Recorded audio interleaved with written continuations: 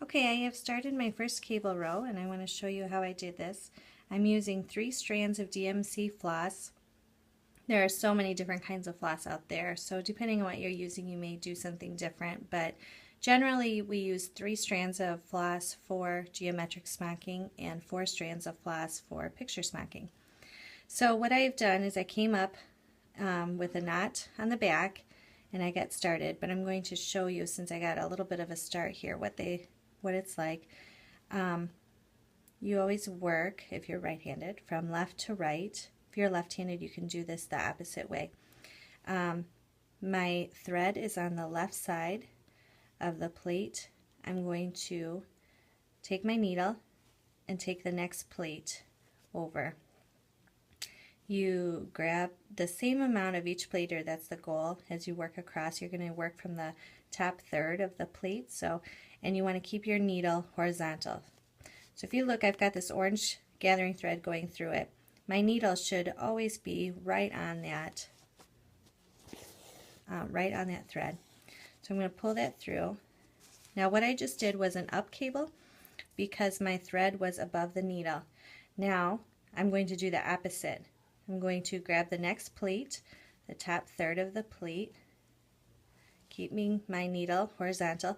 Now my thread is below, so this is going to be a down cable.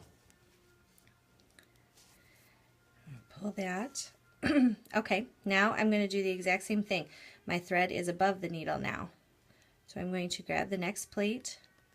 I'm going to keep my needle horizontal right on that orange line. And I'm going to pull that. Now if you notice, you're making the exact same stitch. You're taking your needle from left to right. You are keeping your needle horizontal right on that line, but your stitches, if I can get closer here so that it's not blurry, do look a little bit different. You've got a cable above and a cable below. Cable above, cable below. And that is only because of how you keep your thread. So the next one I'm going to grab.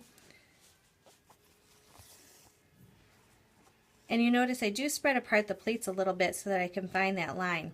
Then your thread will bring them back together. So they're starting to group off. If you look at the pleats, are starting to group off in groups of 2. And that's what you want it to look like. But I do spread it apart a little bit so I can find my orange thread. Alright, so I'm going to continue this way across the row.